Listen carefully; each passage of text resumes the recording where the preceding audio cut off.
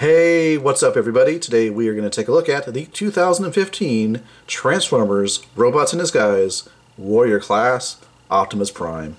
And let me go ahead and kick off this review by bringing in the current Autobot figures in the same series. And Grimlock. They all look good together just in terms of color. They're all different distinct colors. That's kind of nice. It's kind of like a rainbow of Autobots, which is pretty neat.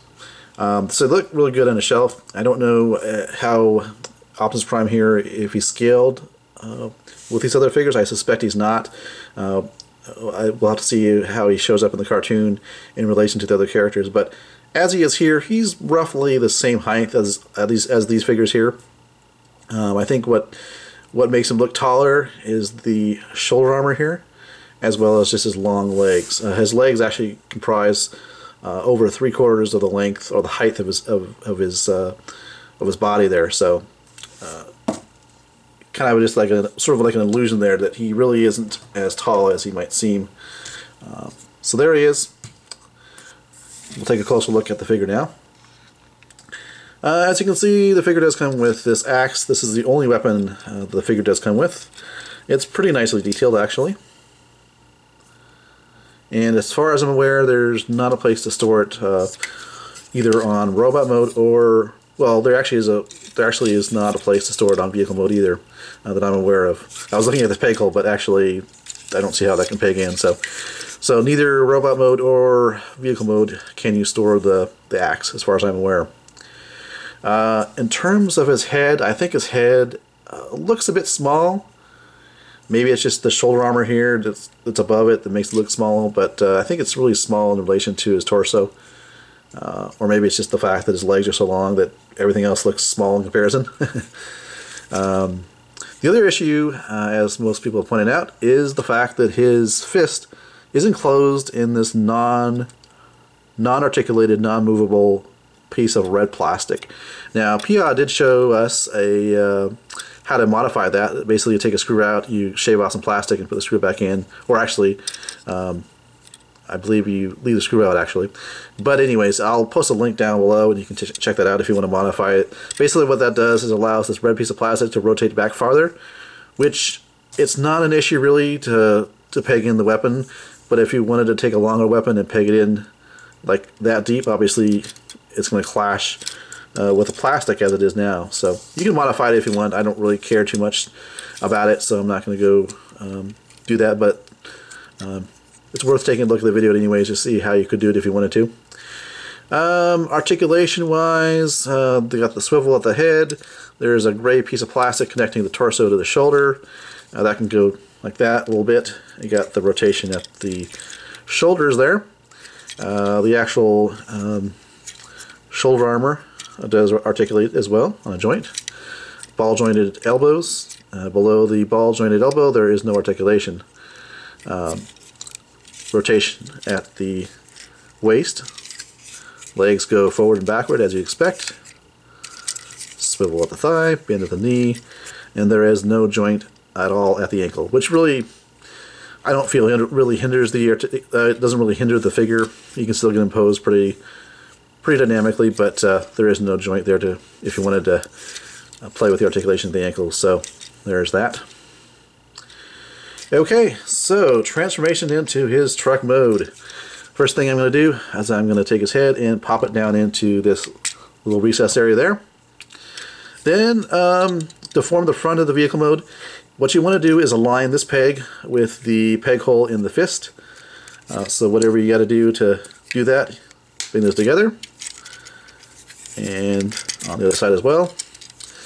You can see these are going to come together to form the front of the cab, or the cab section I should say, and that should peg together like that.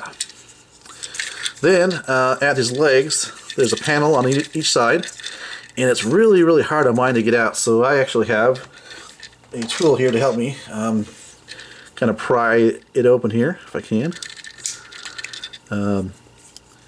I had difficulty with this off camera as well.